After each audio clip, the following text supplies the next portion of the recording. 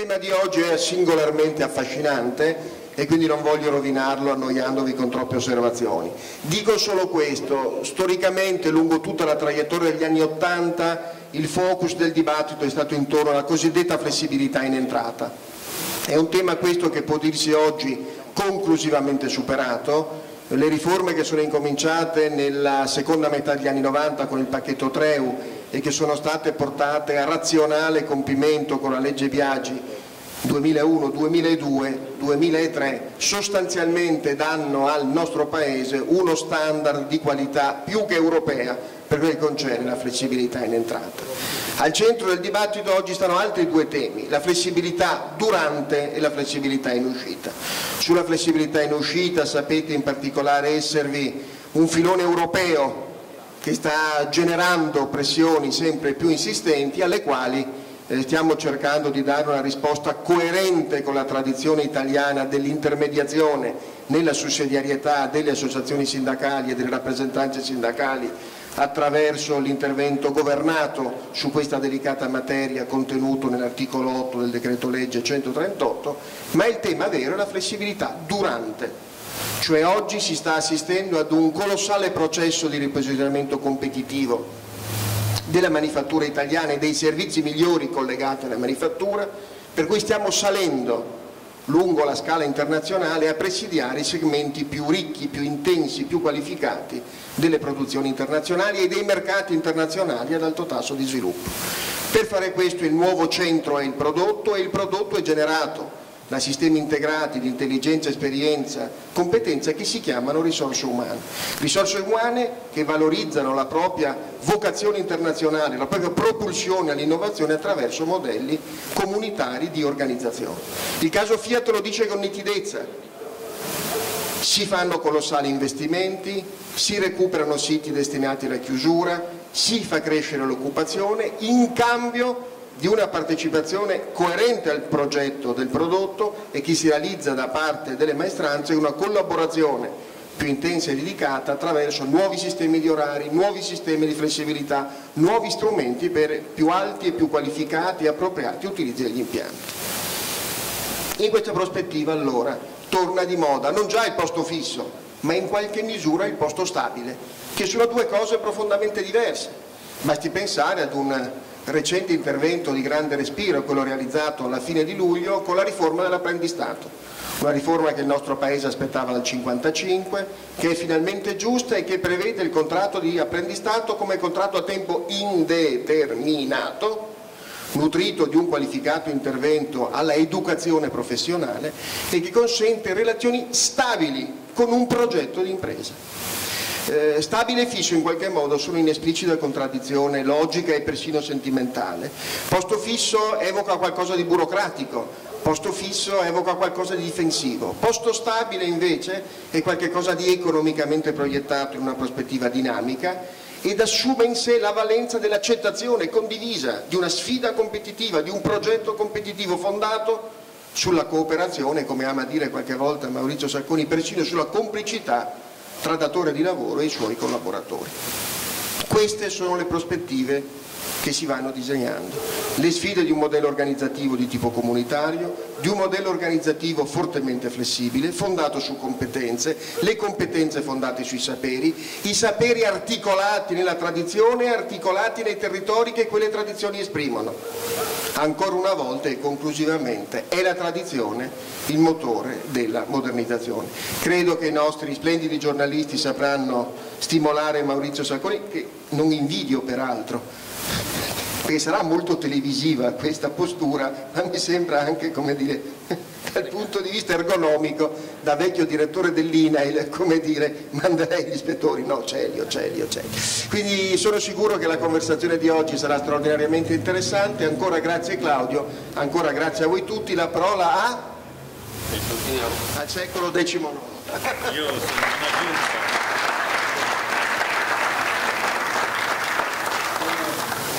Buongiorno a tutti, buongiorno Ministro. Io, come si vede dai manifesti, sono stato proiettato in questo dibattito un po' all'ultimo momento e sono a Bruxelles, quindi non parlerò le mie domande non saranno tanto tecniche sulla realtà italiana, perché oramai ho perso un pochino il polso. Però questa questione del posto fisso o posto stabile è certamente un problema che ognuno di noi conosce, cioè chiunque di noi conosce o sulla sua pelle ha vissuto questo passaggio epocale che c'è stato negli ultimi 20 anni, dal fatto che si studiava, più o meno si iniziava a lavorare e si restava nella stessa azienda per lungo tempo, probabilmente fino alla fine della propria carriera. Le cose sono cambiate non solo in Italia, sono cambiate in tutto il mondo, in Europa. Noi in Italia abbiamo un po' piuttosto arrancato su questo, perché è vero che il posto fisso è comodo da una parte, però molti giovani cominciano anche a riflettere bene sul fatto che il posto fisso non è più la loro ambizione. Molti giovani, soprattutto quelli più formati, preferiscono cambiare. Io vedo a Bruxelles molti giovani che arrivano, stanno chi 6 mesi per uno stage, chi 2-3 anni fa qualche lavoro in Parlamento e poi vanno in altre parti, spesso non tornano in Italia. Il problema del posto fisso però, o posto stabile o contratti a tempo, è un problema di contesto, nel senso che noi possiamo regolare il posto fisso, l'entrata, la gravidanza per le lavoratrici a tempo, cioè la maternità, scusatemi. Il problema è che il fatto di avere un posto che è instabile o stabile a breve tempo, funziona quando c'è però un contesto un po' più ampio di mercato, nel quale una persona lascia un lavoro ma come si dice, il mito americano, che poi spesso non funziona, le aziende aprono, chiudono, più volte sei fallito, più hai credibilità. In Italia invece quello che mi sembra è che manchi la struttura nella quale inserire questo nuovo concetto del lavoro. Va bene, diciamo, molti giovani anche dicono va bene non più il posto fisso, non più il posto stabile, ma il problema è che, a parte i contratti che moltissimi li discutono e probabilmente hanno ragione, il problema è che manca un sistema di formazione continua, nel fatto per cui si esce proprio in Europa. Da anni si insiste moltissimo su questo, cioè la Commissione europea insiste sulla necessità di fare una formazione costante, perché se tu cambi lavoro devi anche essere costantemente formato sul nuovo lavoro, cioè per avere l'opportunità di fare un nuovo lavoro. Mi sembra che qua in Italia si sia lavorato molto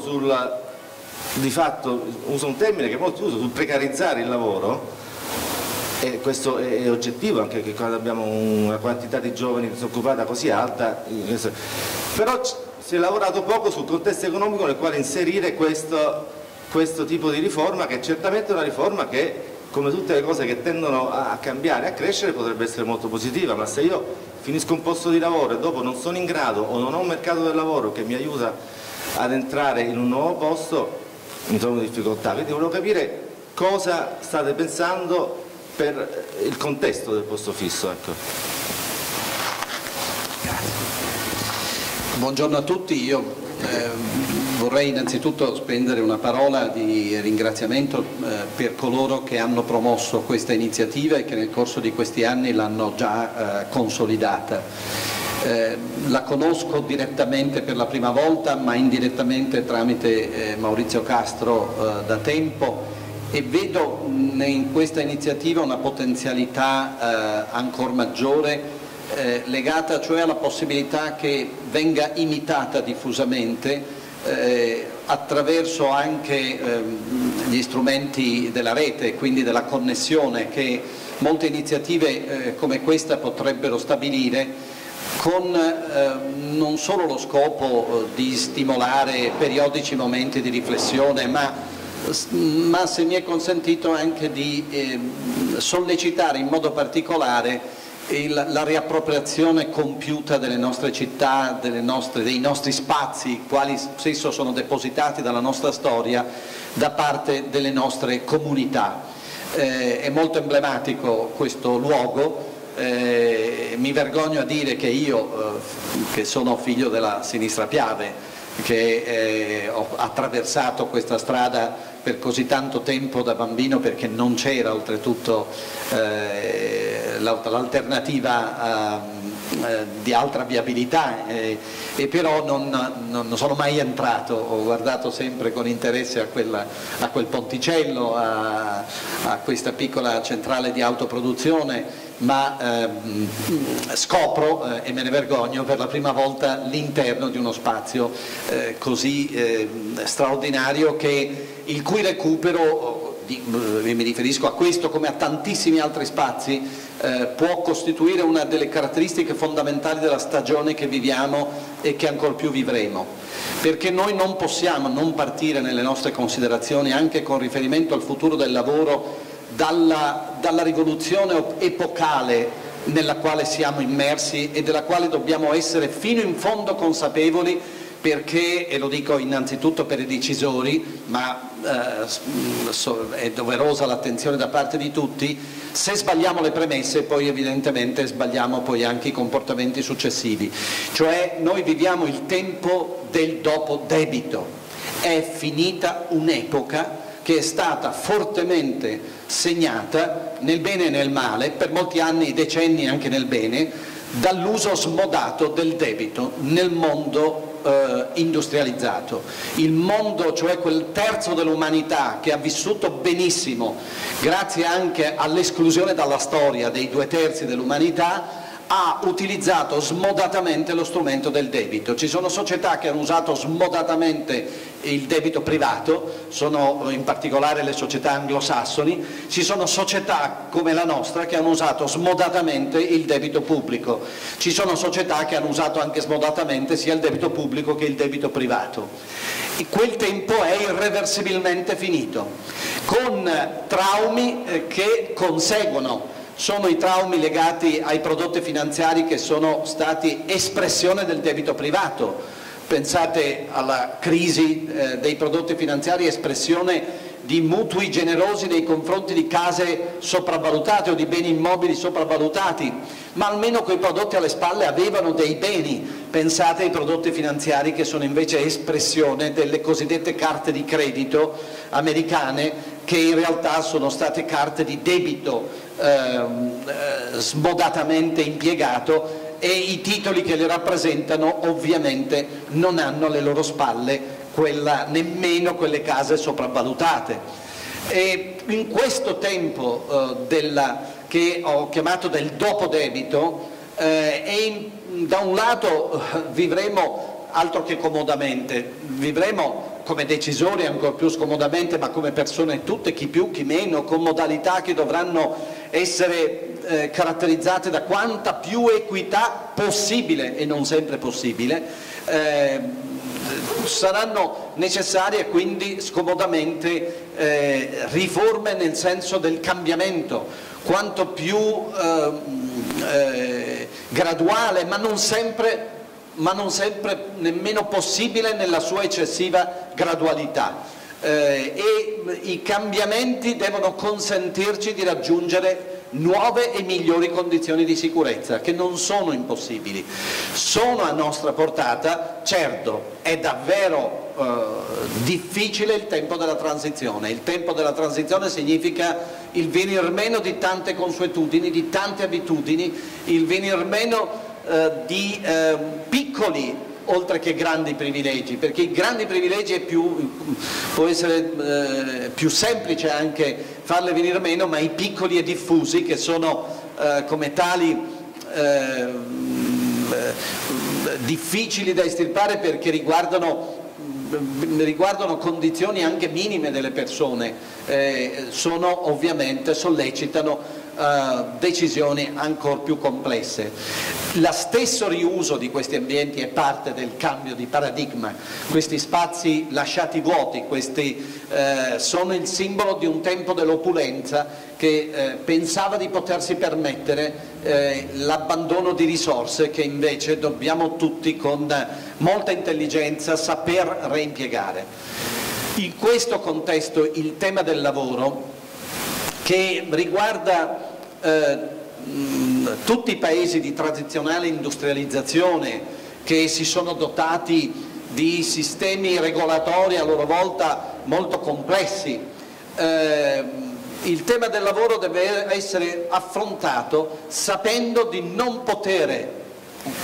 in modo almeno significativo, utilizzare la leva della spesa pubblica in disavanzo. Nessuno si illuda di poter avere risposte ai temi del lavoro fondate sull'uso della spesa pubblica in disavanzo. Nella stessa amministrazione americana si sta discutendo in queste ore di come affrontare una drammatica emergenza occupazionale e il nodo della discussione è soprattutto questo: come farlo in un paese nel quale il lavoro è fortemente deregolato e quindi la leva regolatoria è stata già ampiamente utilizzata, e come farlo senza poter usare, quantomeno in misura significativa, la spesa pubblica. Noi siamo un paese, la vecchia Europa, con diverse modalità, è stata caratterizzata invece da un forte uso della leva regolatoria. La tutela del lavoro, in Italia ancor più, ha dato luogo a un impianto giuridico formale molto complicato. L'idea di tutela fondamentale è stata collegata soprattutto alla continuità del lavoro. Dal punto di vista culturale vi voglio dire subito che io non sono tra coloro che esaltano in modo eccessivo la mobilità del lavoro e in particolare la mobilità fisica. Non sono tra coloro che eccedono nel sottolineare una esigenza che pure spesso viene imposta alle persone. Certe culture liberiste sbagliano quando dimenticano valori come quello della fedeltà nel rapporto di lavoro o quando dimenticano le conseguenze della continuità di residenza in un territorio, perché sono esigenze strettamente connesse a quella forte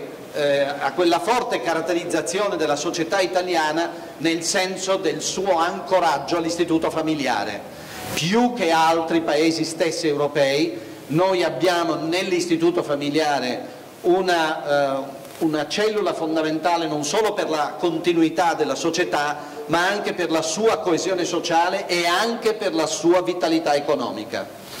E guai a noi se entrassimo in quella sorta di pensiero unico che arriva anche a pensare che i figli si possano fare ed educare al di fuori dell'istituto familiare.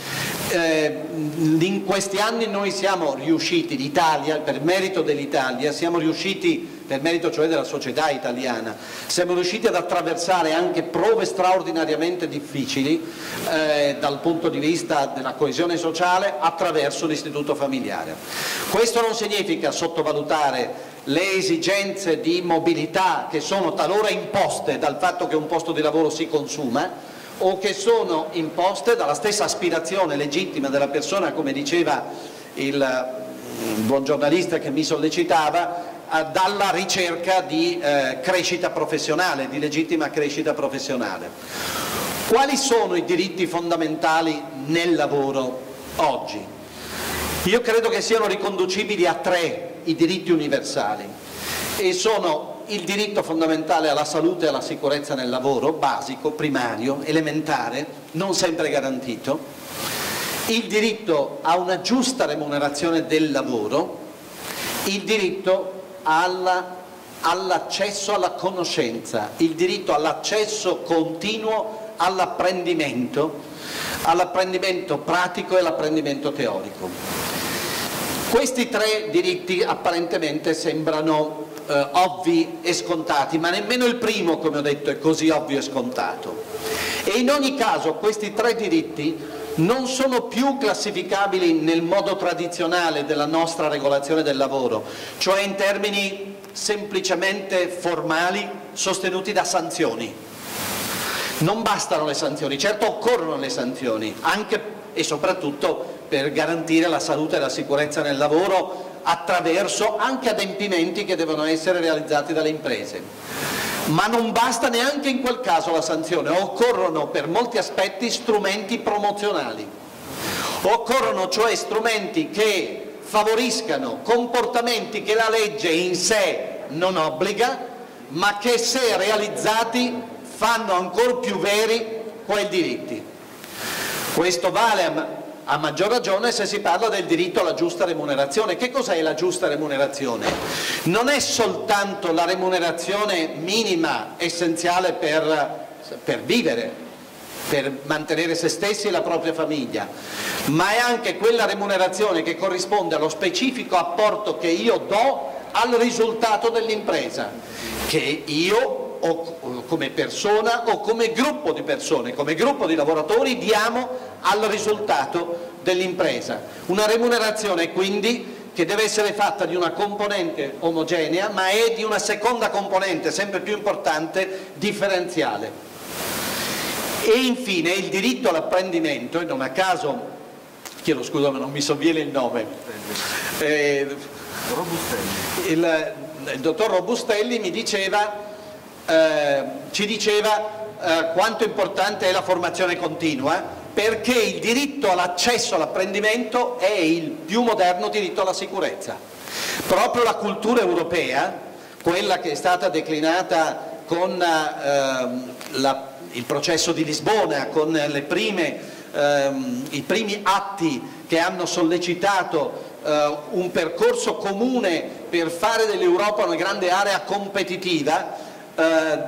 sosteneva il concetto dell'occupabilità. Cos'è l'occupabilità? Traduzione dal termine inglese employability. È l'idea che una persona possa essere continuamente occupabile e in questo senso esserci fissità, continuità del lavoro, ma non necessariamente nello stesso posto di lavoro, nello stesso luogo di lavoro. E la occupabilità è garantita soprattutto dalla competenza, dal fatto che la persona abbia competenze continuamente aggiornate e come tali continuamente utili nel nostro mercato del lavoro. Questo è, se volete, il postmoderno articolo 18, perché l'articolo 18 che impone la reintegrazione nel posto di lavoro quando c'è un licenziamento senza giusta causa, non salva un lavoratore quando il posto si consuma, quando quell'azienda si chiude, quando quell'azienda ridimensiona i suoi occupati. E allora che cosa garantisce di fronte alla spesso inevitabile, obbligata mobilità? Perché perdo il posto di lavoro, si consuma, è fallita quell'impresa, si è ridotta a metà e devo muovermi, se non il fatto che nel frattempo ho avuto accesso a conoscenze, a competenze, l'occupabilità. E quindi il cuore delle politiche del lavoro diventano le politiche dell'apprendimento, dai più giovani, dalle politiche educative per l'occupabilità, a quelle della transizione dalla scuola al lavoro, in modo che aiuti l'occupabilità, a quelle continue, perché sempre nell'arco di vita io ho bisogno di poter incrementare le mie competenze per essere sempre occupabile e ovviamente per poter essere sempre più utile a me stesso e agli altri, allo sviluppo complessivo della società. Questa è la scelta, se volete, scomoda che dobbiamo compiere, perché detto ciò entriamo nel campo del complicato, entriamo nella complicazione di un sistema educativo che è degradato nel corso degli ultimi decenni, sulla base di una serie di ragioni che sarebbero forse un po' lunghe in questo momento, ma delle quali colgo soprattutto una: l'avere per un vizio ideologico negato la valenza formativa, la valenza educativa del lavoro e avere separato i percorsi educativi, i percorsi dell'apprendimento teorico dai percorsi dell'apprendimento pratico, compresa la manualità anche per chi è destinato ad una cattedra umanistica di rango universitario. Questa separazione ha pesato maledettamente sulla formazione se volete anche del carattere, non solo sulla formazione in senso stretto del termine, di molte persone, di molti giovani. Non per loro colpa, sono stati vittime di un impianto ideologico che ha separato scuola e lavoro. E la prova provata di quello che sto dicendo, che oggi è unanime il riconoscimento di questo limite, al punto che l'accordo di cui vado orgoglioso, quello citato da Castro sulla riforma dell'apprendistato, è stato sottoscritto da tutte le regioni di qualunque colore e da tutte le parti sociali, CGIL compresa, perché si è ritenuto fondamentale, si è ritenuto il cuore della politica del lavoro l'integrazione fra apprendimento e lavoro, e l'apprendistato non è la soluzione di tutto, ma è quella sorta di strumento concreto e di simbolo insieme, perché deve rappresentare, queste sono le intenzioni unanimemente condivise, il modo ordinario di entrare nel mercato del lavoro. Tutti devono entrare attraverso l'apprendistato, dall'ingegnere al giovane che ha abbandonato precocemente gli studi. L'apprendistato, che ha poi diverse caratteristiche nel suo ambito, deve consentire attraverso la conoscenza pratica, l'esperienza pratica, anche di riprendere percorsi teorici, soprattutto per coloro che li hanno abbandonati precocemente, e di raggiungere qualifiche di diverso segno, di tipo statuale o di tipo regionale, qualifiche e diplomi che consentano teoricamente a tutti di arrivare ad una formazione superiore, non ho detto a titoli formali superiori, e capacità superiori, perché tutti le italiane e gli italiani hanno in sé la capacità che dobbiamo far rivelare, non secondo le rigide modalità formali che sono state fin qui utilizzate, a partire da una fortissima stimolazione alla ricerca delle vocazioni che sono in ciascuno, e deve essere una ricerca continua. Io mi fermo perché, chiedo scusa, ho già preso molto, ma se qualcuno pensa di trovare risposte comode a soluzioni a problemi complessi, finirà purtroppo con il rendersi complice di un degrado che è possibile nelle società di vecchia industrializzazione se non si rimettono fortemente in discussione e si aggiungono, non escono finalmente e definitivamente dal Novecento ideologico, il che non significa disancorarsi dai valori, ma riscoprire, nel momento in cui ci liberiamo dalla superficialità dei falsi miti del Novecento, riscoprire, come diceva Castro poco fa, i valori più profondi della tradizione nazionale, quei valori che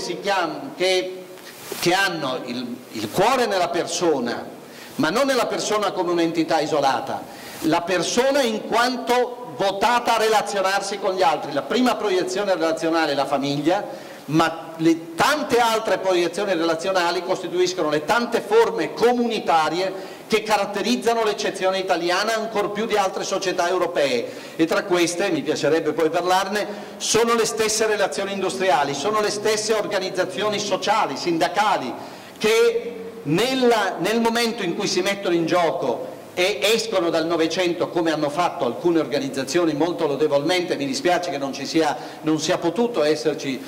Bonanni questa mattina, perché ne è stato forse il rappresentante o uno dei rappresentanti più emblematici di una persona che coraggiosamente, ritornando alle radici della CISL, proprio riscoprendo le radici della sua stessa organizzazione, ha saputo rendersi protagonista di una evoluzione, di una forma sindacale che in alcuni anni aveva sostenuto il salario egualitario e che in questa stagione ha voluto la detassazione del salario variabile, proprio di quella parte che è espressione invece dell'apporto della persona o dei gruppi di persone al risultato dell'impresa e quindi del bene comune.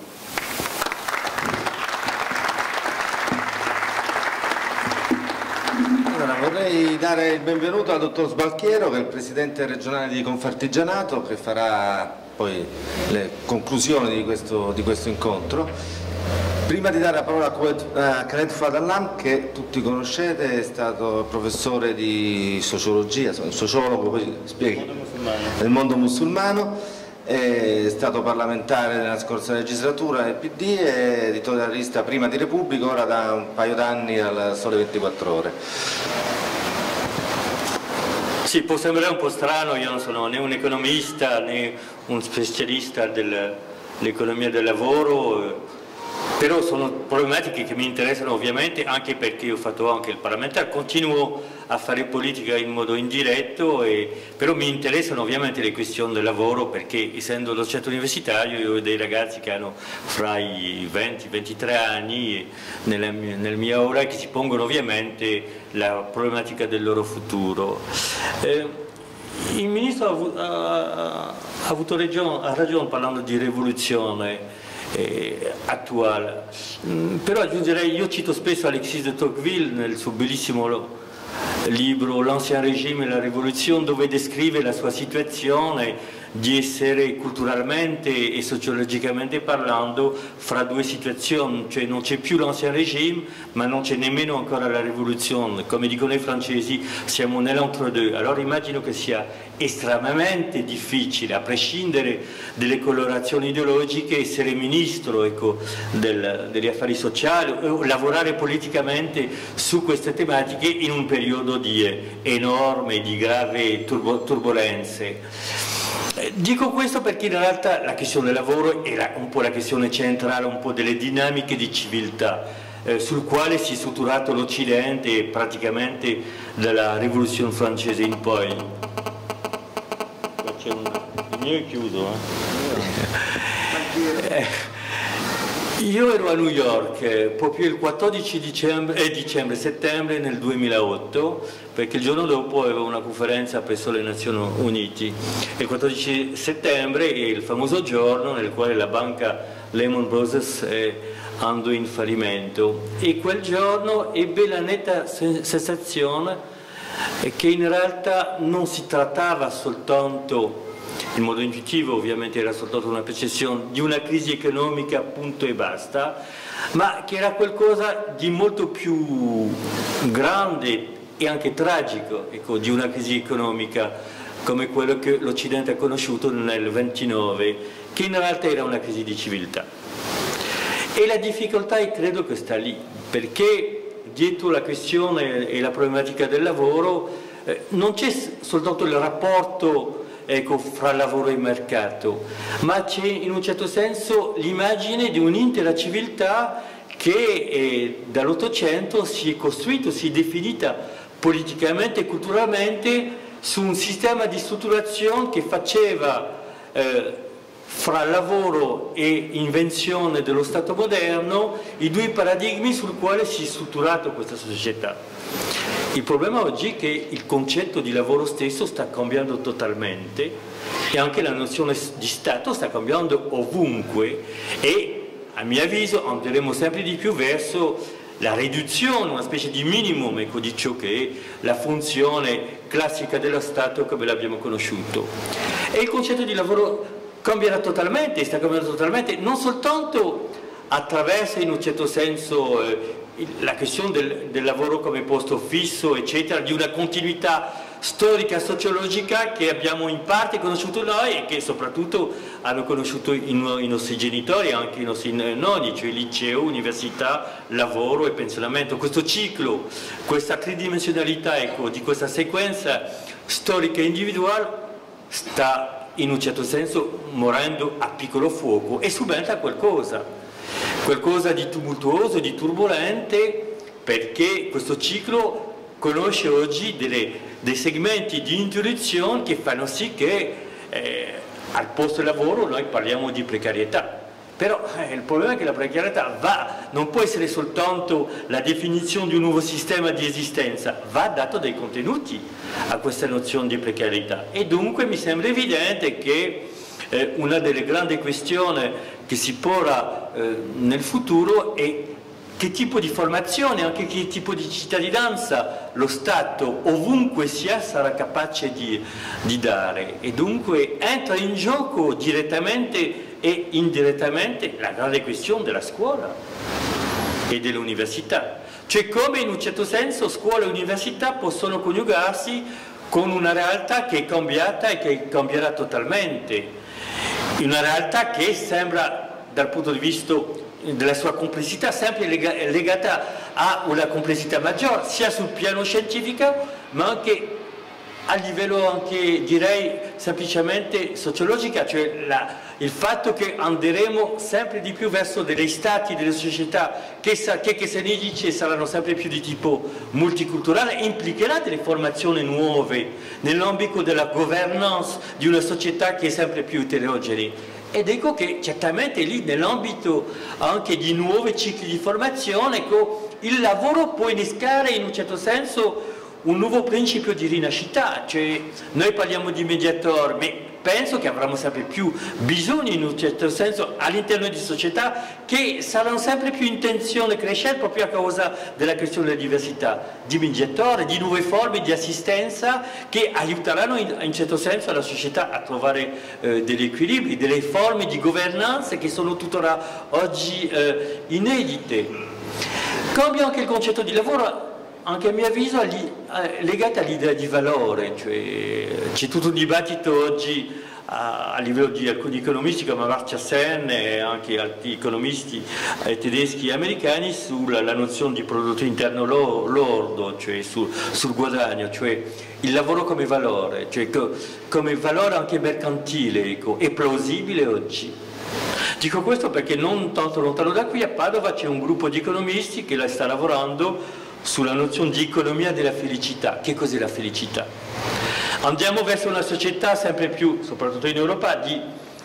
vecchi. Ovviamente una società di vecchi è diversa da una società di giovani. Noi avremo sempre più bisogno, ecco, di cicli di formazione, di una società che abbia bisogno in un certo senso di sostegno attraverso formazioni lavorative, ecco, di persone che siano in grado in un certo senso di creare governance di fronte a questa società che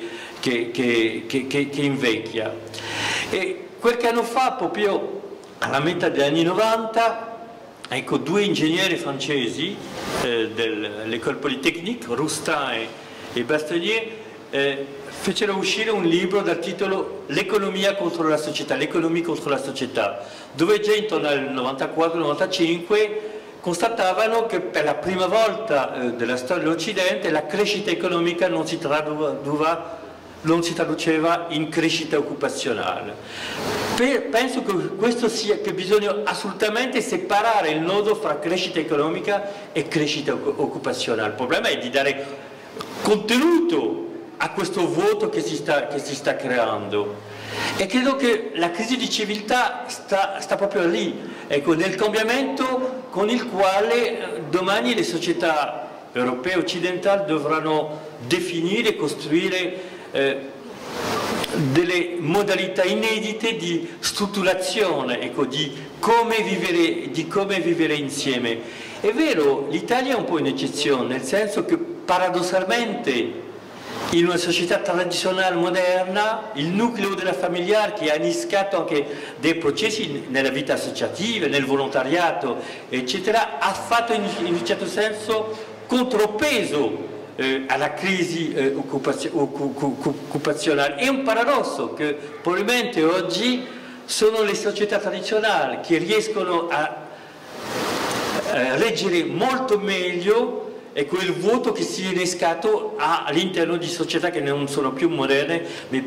postmoderne. E dunque noi parliamo di lavoro, ma il concetto di lavoro sul quale noi dobbiamo lavorare necessita oggi una riformulazione, cioè un ripensamento, non soltanto attraverso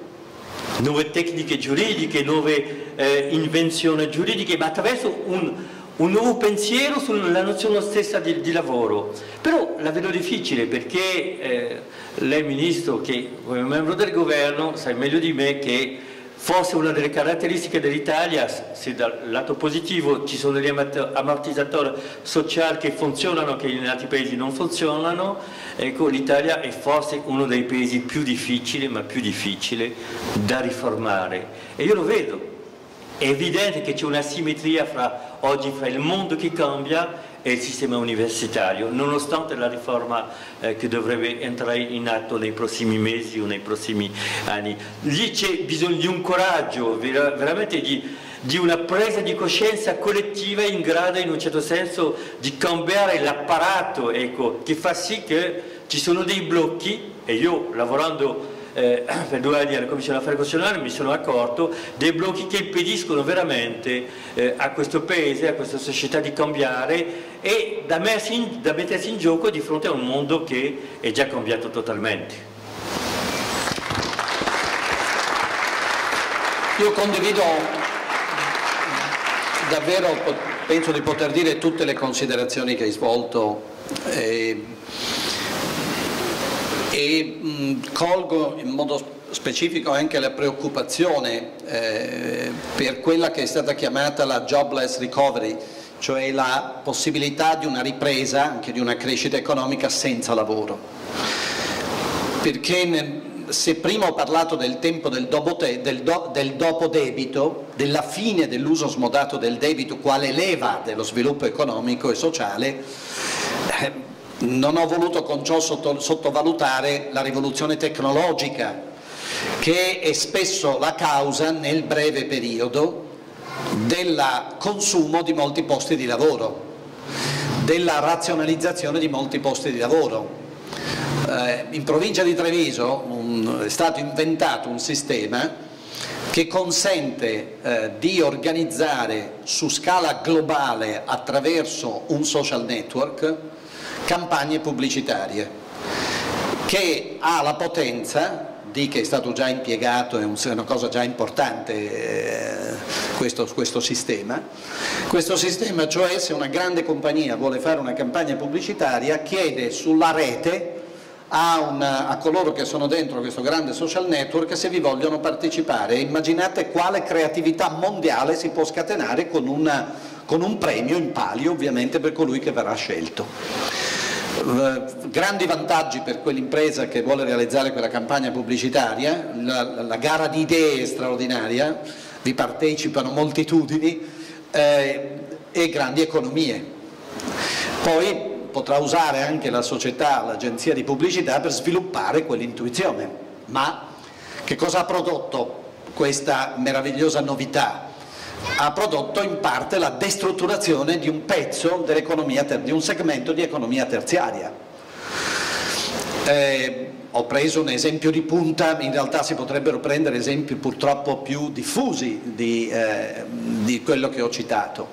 Quindi noi in questa sorta di ingorgo della storia facciamo i conti anche con una straordinaria rivoluzione tecnologica che forse ci ha già fatto conoscere tutti gli aspetti più strettamente tecnici, ma che ancora non ci ha rivelato tutti gli aspetti invece economici in senso ampio del termine che potrebbe produrre, penso al fatto che questa rivoluzione, la rivoluzione in particolare del web, ha innescato un diverso modo non solo di distribuzione dei contenuti, ma anche di produzione dei contenuti. E quindi ne vedremo delle brutte, ma ne vedremo anche delle belle, perché se nell'immediato la tecnologia, insomma, tende a razionalizzare, tende a sbottigliare, tende a destrutturare, a moltiplicare anche possibilità, ma insieme anche a far venir meno rendite, nel medio-lungo termine può generare nuovi lavori, nuove opportunità o nuovi modi di esercitare lavori tradizionali.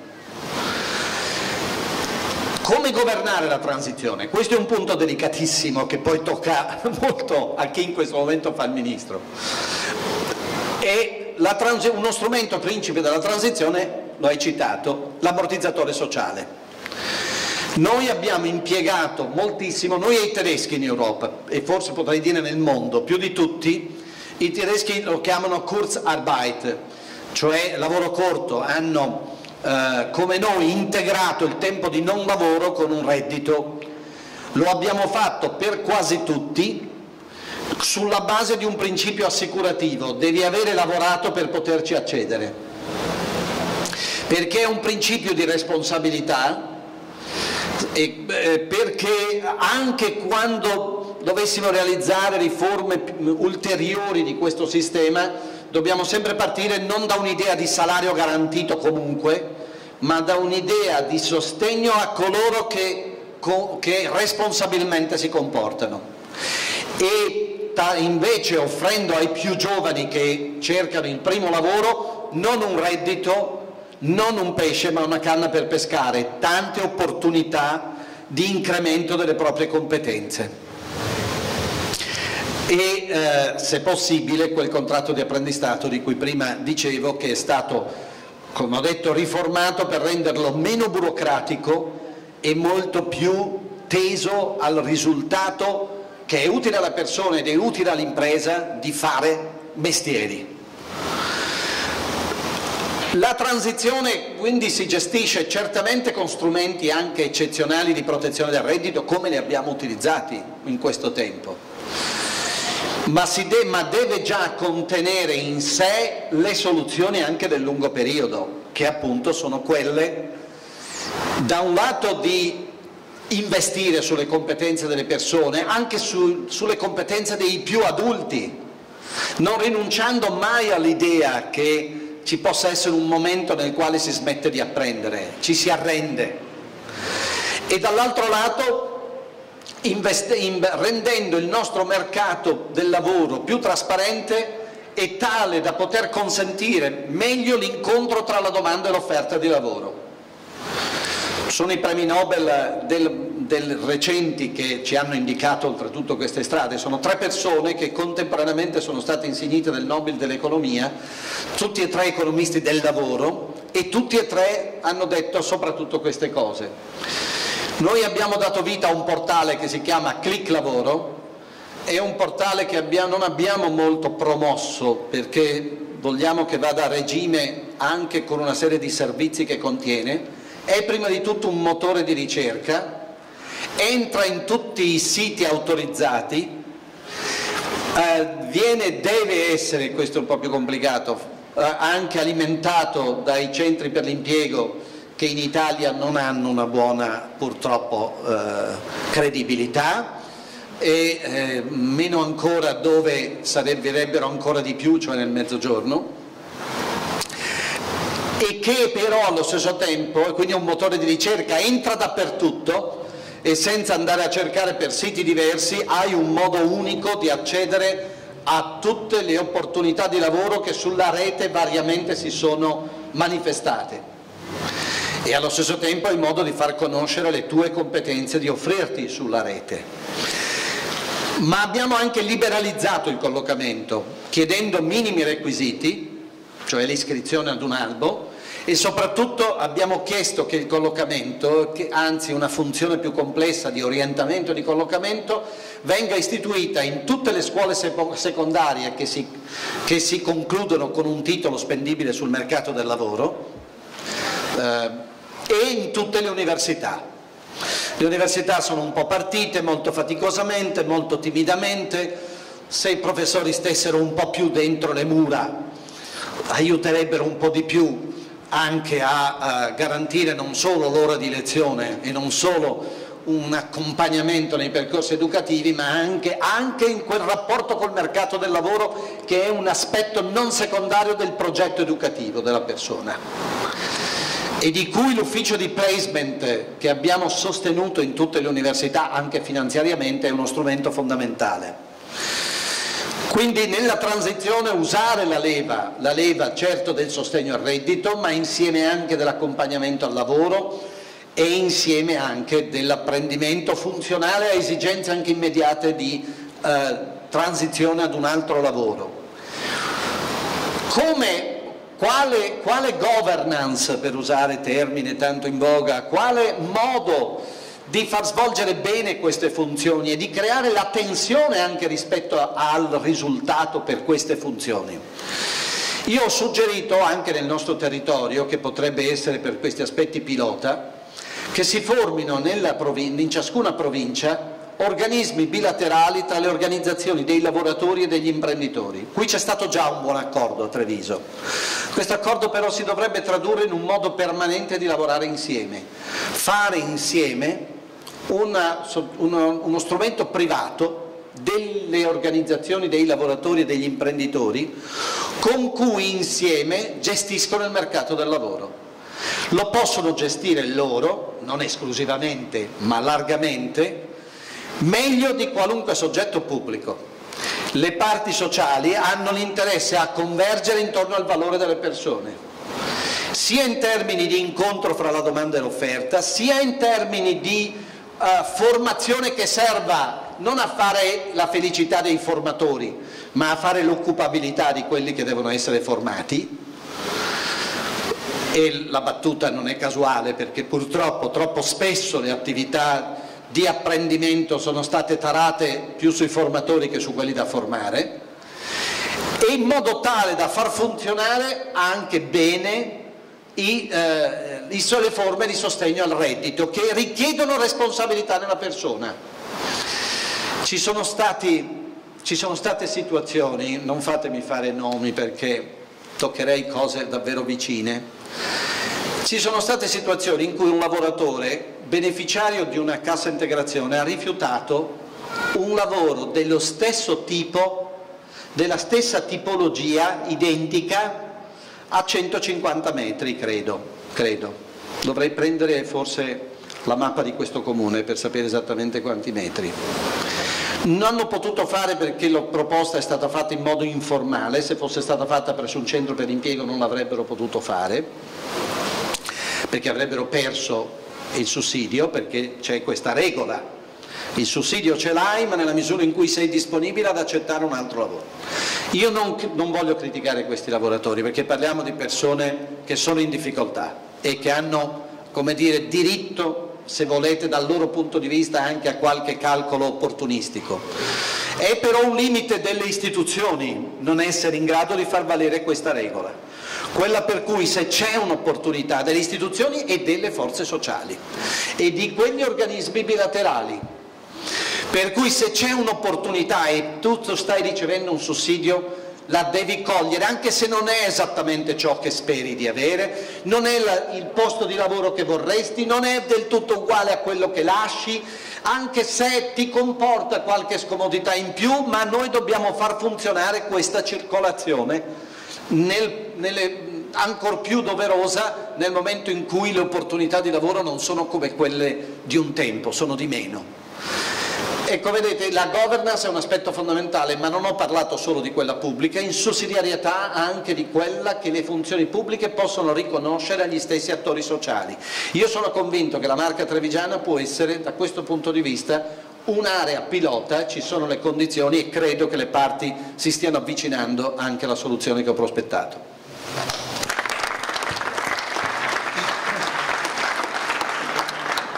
Di temi ce ne sono sempre di più. Io adesso gliene metterò sul tavolo 2 o 3, poi scelga lei di cosa rispondere. Qui abbiamo parlato moltissimo dell'università, della necessità che l'università sia più vicina al mondo del lavoro, i professori, però l'università qualifica, diciamo, quella che viene chiamata classe dirigente del paese, però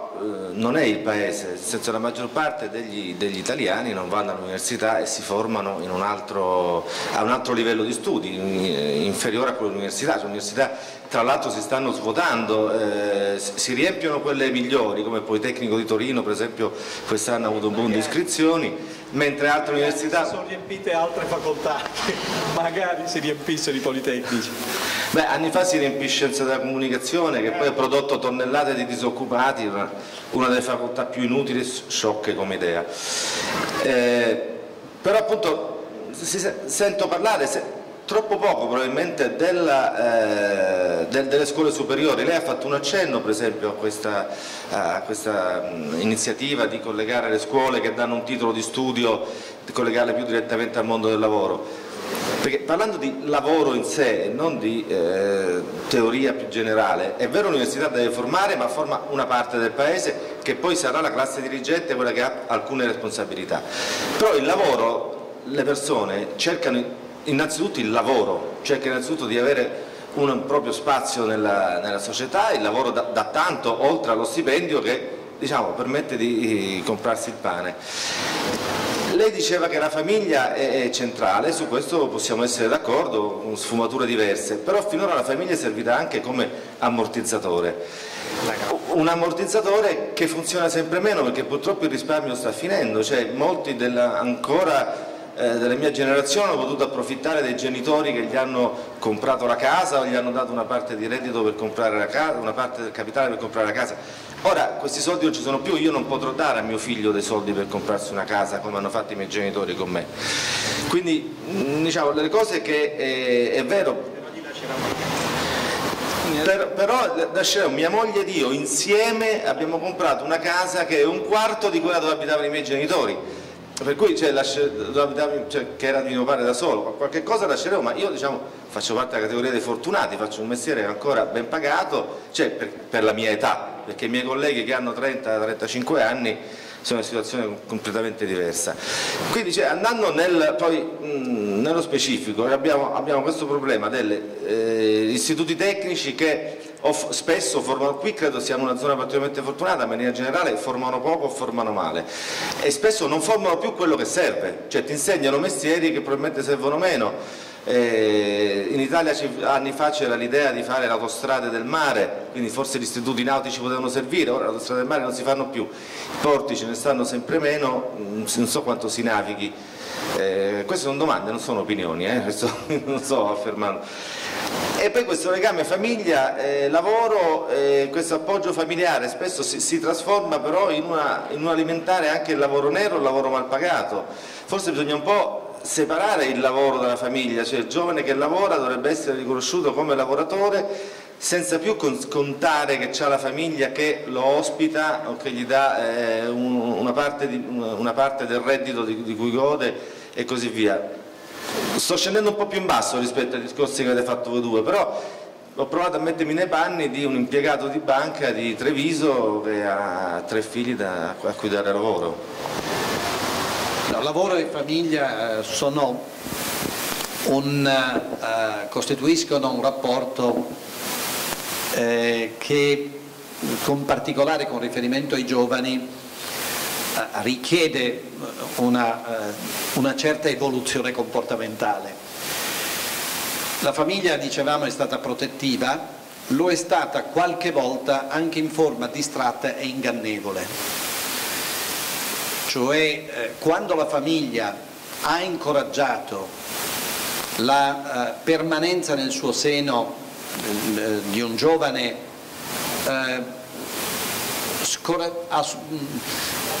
invitandolo talora anche perfino a rinunciare ad un lavoro diverso da quello sperato, ha offerto una protezione ingannevole. Quando ha sostituito la propria assenza rispetto alle scelte educative con la propria presenza dal punto di vista del sostegno al reddito, ha svolto una funzione ingannevole. Cioè, sta a noi coinvolgere maggiormente la famiglia nelle scelte educative, nella ricerca delle effettive vocazioni che un giovane può avere. Don Bosco diceva che si può avere l'intelligenza nelle mani, per sottolineare come questa non sia un'intelligenza di serie B, e come il percorso che può condurre ad un lavoro manuale non sia quello destinato ai falliti del percorso educativo teorico. Eppure spesso la famiglia ha indirizzato il proprio figlio verso una scelta liceale per convenzione sociale, per pura convenzione sociale. La famiglia lasciata sola in quel caso, evidentemente, perché non voglio colpevolizzarla, voglio segnalare un problema al quale stiamo pensando. Per esempio abbiamo fatto partire in questo trimestre per un meccanismo che ogni 3 mesi darà informazioni per ogni provincia italiana, si chiama programma Excelsior, sui mestieri chiesti in quel territorio. Cioè contemporaneamente in tutta Italia c'è un'indagine campionaria che viene svolta sotto l'egida del Ministero del Lavoro con la collaborazione del sistema delle Camere di Commercio, che ci dice provincia per provincia quali mestieri sono chiesti. Evidentemente nella prospettiva a breve termine l'Istat fa invece rilevazioni di più lungo periodo, per informare quanto più le famiglie, per informare quanto più i giovani sui mestieri che sono richiesti dal mercato del lavoro, e quindi per cercare di superare quella patologia molto italiana, o in Italia più evidente che altrove, del disallineamento tra competenze chieste dal mercato del lavoro e competenze disponibili presso i giovani.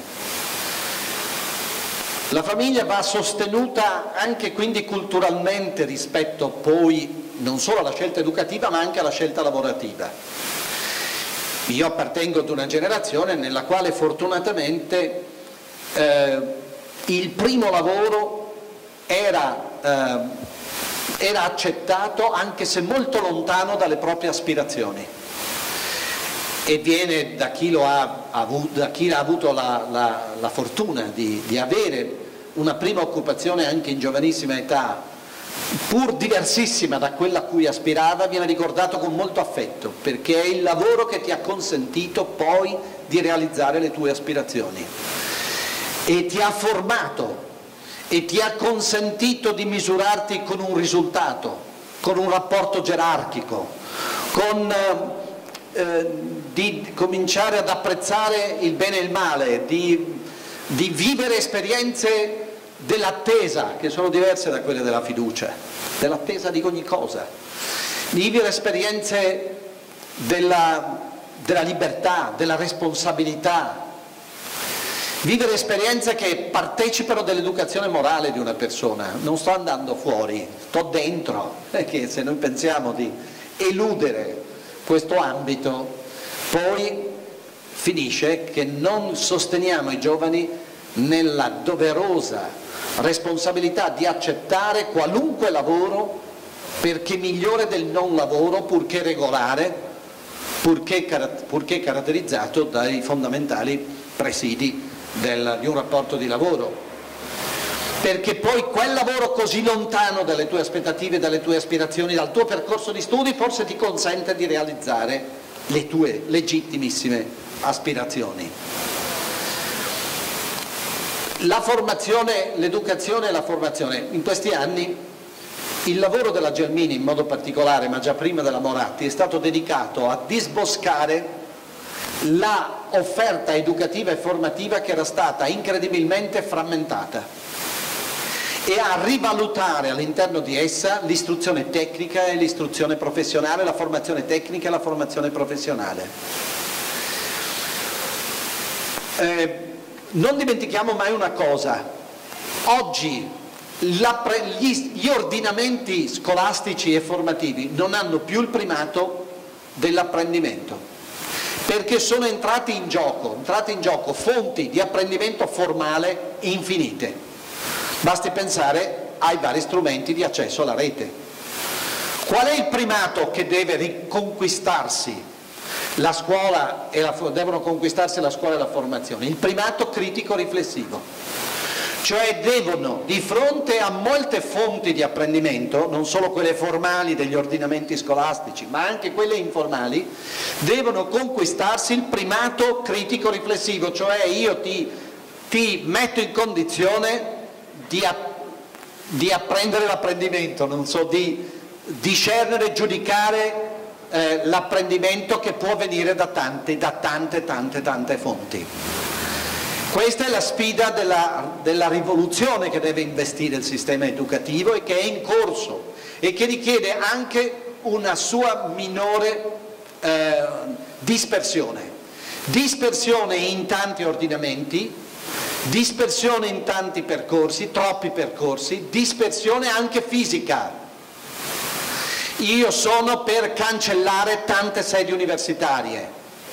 per ripensare molto a partire da noi stessi dico trevigiani.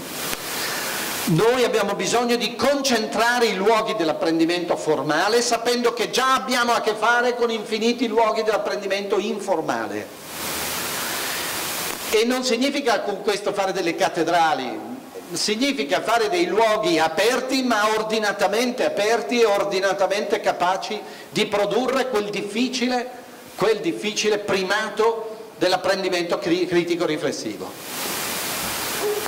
È una bella fatica, perché appena provi a dire di togliere la sede universitaria, voi sapete che perfino nel mezzogiorno trovi le sedi incrociate, l'università di quella città che ha una sede distaccata presso quell'altra città, che ha un'università che ha una sede distaccata presso l'altra città.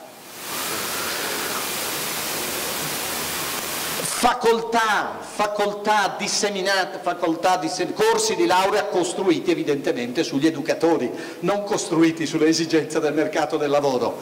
E guardate come è stato usato il 3+2, i 5 anni, come sono stati tutti obbligati, poveracci, a fare 5 anni, quando doveva essere il percorso magistrale per alcuni e non per tutti, ma non perché alcuni potevano scegliere, ma siccome i 3 anni sono stati fatti male, il biennio è stato poi disegnato come ritorno sul triennio per renderlo un po' più solido e tutti hanno dovuto fare i 5 anni, allungando così il tempo di ingresso medio nel mercato del lavoro che invece si voleva accorciare, e sempre nel nome dell'autoreferenzialità del sistema educativo. La sfida di questo tempo mette in discussione tutti questi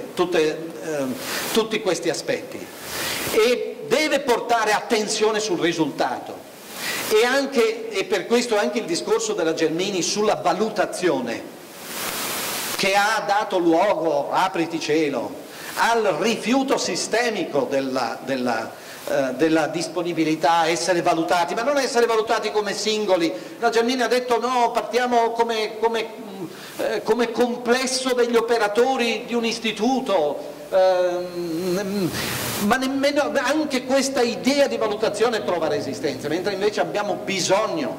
di confrontare anche fra di loro diversi istituti. Io credo che la funzione educativa sia la più bella che si possa immaginare, che sia stata mortificata da varie responsabilità, ma si rifletta anche quanto è stata mortificata da un cattivo modo di rappresentarla in termini sindacali.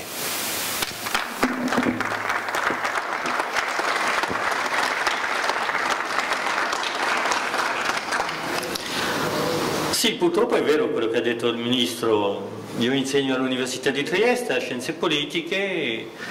non lontano da Trieste, una città che si chiama Udine, sono circa 55 km, abbiamo medicina a Trieste, medicina a Udine, giurisprudenza a Trieste, giurisprudenza a Udine, ingegneria a Trieste, ingegneria a Udine, eccetera, eccetera, eccetera. Uno spreco enorme, enorme ovviamente di soldi, però siamo consapevoli della necessità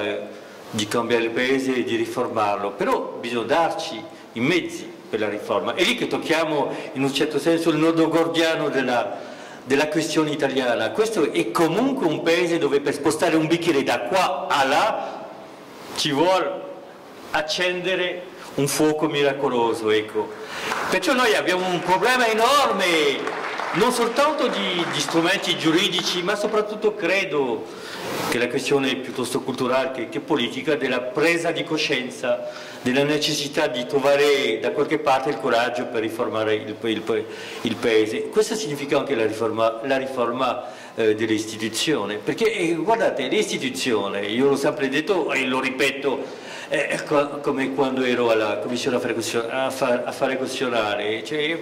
le istituzioni non sono come il Corano, cioè non sono intoccabili, attenzione, questo sarebbe un pericolo, perché le istituzioni sono un po' come il cuore di un uomo, ecco, quando a un certo momento delle tappe della vita il cuore non funziona più, non pompa più ossigeno e il corpo comincia a ammalarsi. Le istituzioni sono la stessa cosa, sono il cuore di una società, di una nazione, di un paese, e da qualche parte, non in tutte le istituzioni, ma da qualche parte ci sarebbe necessità di prendere coscienza, di cambiare realmente il meccanismo, il motorico delle istituzioni affinché noi riusciamo a modernizzare il paese, a evitare i disastri come quello che vi dicevo prima, Trieste e Udine, ma anche la mia stessa università. È assurdo. Io meno di 2 mesi fa avevo bisogno di comprare delle cartucce per la mia stampante del mio computer e ho aspettato 2 mesi. Io avevo fondi per comprarle, ma la burocrazia interna all'università era tale che ci valeva 2 mesi per poter comprare queste cartucce per il mio computer. Noi abbiamo più bisogno in un certo senso di fluidità e di flessibilità dell'andamento, ecco, della modernizzazione, ecco, di questo paese. Sì, il sistema universitario è fondamentale, non è l'unico. Suggerisco anche al Ministro, ecco, di fare qualcosa. Secondo me la soluzione italiana, ma non solo, la soluzione anche europea.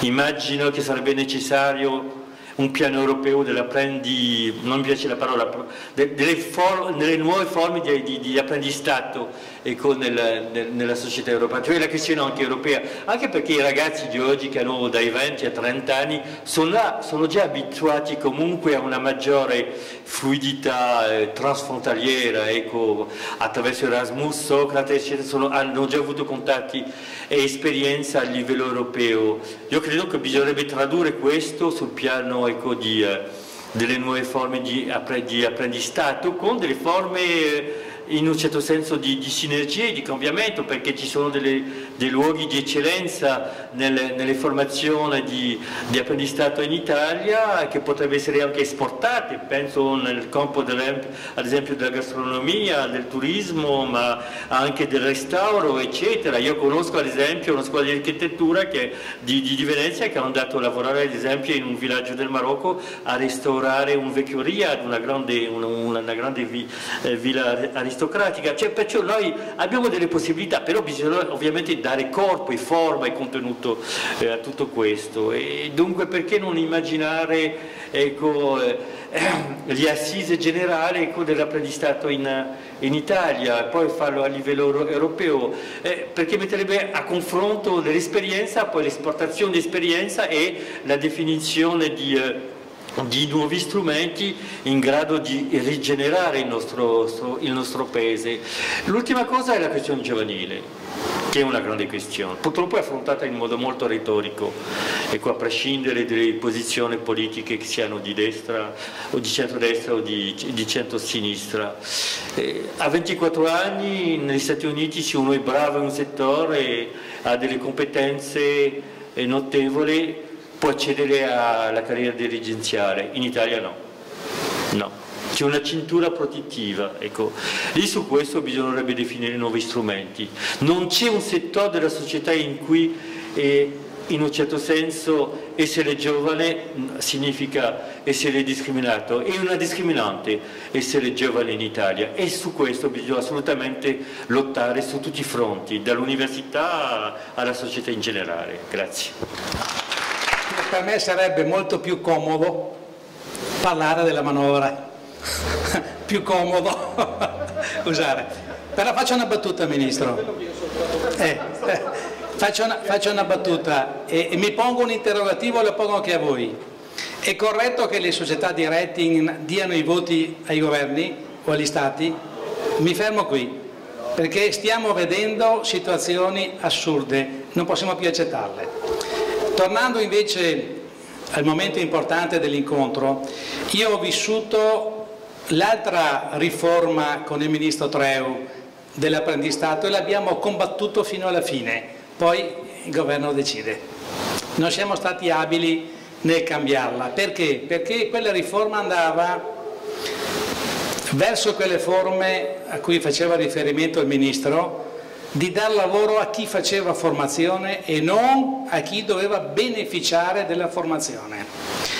Oggi un grandissimo applauso al Ministro che ha voluto questa riforma, da noi condivisissima, anzi voluta, e sperimentata anche in Veneto in più occasioni. Forse ha dato anche al Ministro l'opportunità di spingere maggiormente, perché è la maniera che vediamo noi per creare non solo posti di lavoro, ma creatività.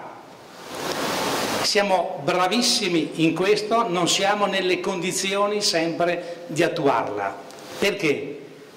E qua mi rifaccio anche all'ultima parte dell'intervento del Ministro, che dobbiamo ripartire dalle nostre radici. È verissimo, l'ha ricordato prima il giornalista, la famiglia è stato un grandissimo ammortizzatore sociale, ma anche la piccola impresa e l'artigianato sono stati grandissimi ammortizzatori sociali che hanno permesso all'industria di rimodulare, se si può parlare di grande industria in Veneto, visto che la media degli addetti dell'industria in Veneto è 9 per azienda, quindi cerchiamo di essere anche molto pratici in quello che si va a definire sistema industriale complessivo. ma questo ha permesso una ridistribuzione di quello che era il lavoro all'interno della catena, della filiera, dei distretti, che sono quelli che hanno creato lavoro, occupazione e futuro negli anni passati. Oggi è cambiato molto, ma sono cambiati soprattutto anche le mentalità, l'approccio al lavoro, l'approccio al problema, che deve tornare ad avere quelle funzioni, come diceva il Ministro. Comincio anche un lavoro, anche se se ho studiato per fare qualcos'altro. Perché? Perché è l'inserimento nel lavoro quello che dopo mi crea opportunità di crescita, mi crea voglia anche di fare impresa. Continuiamo a lamentarci della scarsa capacità oggi innovativa delle nostre imprese, ma l'innovazione è sempre stata fatta per la maggior parte all'interno delle imprese. L'università non sempre ha contribuito ai processi innovativi. Ecco l'importanza di rivedere, e ha fatto bene la Gelmini, la condivido perfettamente questa riforma, perché bisogna insistere fortemente per mettere assieme l'azienda, il lavoratore, non solo l'imprenditore, l'università e il processo produttivo, perché da qui possono nascere nuove opportunità di lavoro, nuove professionalità e nuovi lavori. Qual è la nostra preoccupazione che abbiamo oggi di fronte anche a questo continuo mutamento del mercato del lavoro? Vedete, siamo passati dagli anni 90, dove si riusciva a fare moltissimo, agli anni 2000.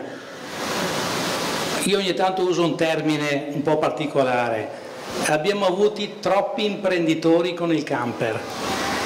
che sceglievano solo ed esclusivamente il minor costo della manodopera a danno della professionalità che esisteva in questo mondo. Questo ha creato sicuramente disagio nelle imprese, ha creato rotture nella filiera, accompagnato anche da molti consulenti o consulenze che tendevano esclusivamente a fare investimenti solo per ridurre il costo, per ridurre il pagamento delle imposte, solo per ridurre cose che effettivamente non c'entravano assolutamente nulla con il processo del lavoro. Quando un imprenditore fa un investimento solo per pagare meno tasse, è meglio che cambi lavoro, che non faccia più l'imprenditore. L'imprenditore deve fare l'investimento solo ed esclusivamente perché vede del futuro nella propria impresa, nei posti di occupazione, nel futuro della propria famiglia, perché è inevitabile. Le nostre famiglie sono parti integranti delle nostre aziende, ecco perché condivido questo. La preoccupazione che abbiamo è anche questa. Ci sono dei segnali anche di occupazione. Ci sono, li vediamo, ma c'è diffidenza verso una situazione politica che non è chiara, c'è diffidenza nei confronti di un mondo bancario che sbandiera utili importanti, dimenticandosi che il giorno stesso ha raddoppiato gli spread dopo l'Euribor. Abbiamo timore che la confusione generale che esiste crei ancora il ritorno di qualcosa che ci siamo un po' dimenticati nel passato, di qualche cellula impazzita che potrebbe tornare a creare scompiglio all'interno del nostro mondo. Non che siamo tranquilli,